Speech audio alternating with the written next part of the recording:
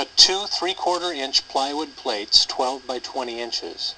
Locate two pairs of wall studs in the desired installation area so that the distance from the center point of the first pair to the center point of the second pair coincides with the basic length of the model unit being installed. Having determined stud locations, drill 4 elongated holes in each plate, size 1/4 inch by 1 inch, so that the center of the hole falls upon center of the stud. Draw a straight line of basic length centered between outer studs. Use straight edge level or chalk line. This then is your baseline, AB. Place each plate against its respective pair of studs, accurately aligning 20-inch edge to baseline, and center each plate on its respective pair of studs. Drop perpendicular line from points A and B to pass through entire 12-inch height of the plywood plates. Remove plates and place brackets upon them so that the top edge of the brackets fall 2 3/4 inches from the top edge of plate and outer edge of brackets is aligned against the perpendicular line. Mark and drill 1/4 inch holes through the plates to coincide with pre-drilled holes in bracket. Install bolt from plate side through plate and bracket and secure with nuts. Replace plates with affixed brackets against studs in the exact position in which they were previously held. Drill through center of elongated holes with 3/16 inch drill to enter wall and center of studs. Fasten with packaged 2½ inch round head screws and washers.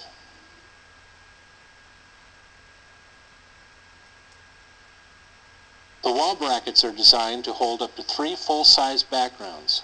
These backgrounds, which measure greater than 3½ inches in diameter when rolled onto the roller, or 5 compact backgrounds. These are backgrounds which measure less than 3½ inches in diameter when rolled onto roller. To install roller unit, remove all machine screws from top of drive assembly. Slide drive assembly inside wall bracket and position it so that it is aligned with the desired set of holes. Place 4 machine screws through the bracket holes and into the drive assembly housing, tightening each only after all are in place. Place idle end into the opposite bracket and position it against the set of holes. Place and tighten all machine screws. Place drive end of roller onto squared shaft of drive assembly. Place male roller end in receiving slot of drive assembly. When roller is seated, final adjustment should be made by adjusting position of plywood plates by use of slotted holes so that the roller has 1/8 inch lateral movement for correct operation. When installing multiple roller units, the additional roller assemblies are to be installed in the other open hole sets. Note, for full-size backgrounds and for all model MW units, the roller assemblies must be installed in every other hole set. For compact backgrounds, roller assemblies can be installed in consecutive hole sets. To assemble crank, simply affix crank handle to crank rod using screw provided. In actual operation of Rolleasy, the roller will turn only when downward pressure is applied on the crank during cranking, disengaging the locking device of the drive assembly.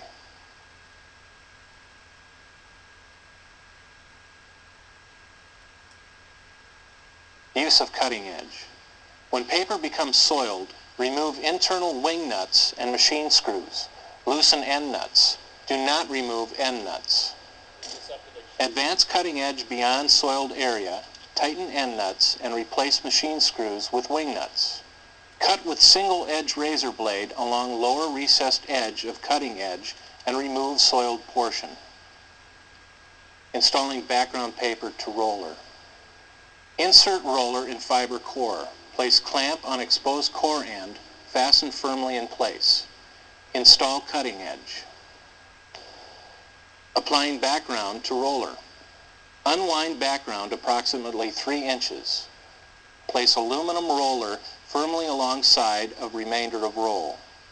Tape exposed end of roll to roller while continuing to hold roller firmly against roll. After taping, transfer remainder of roll to aluminum roller.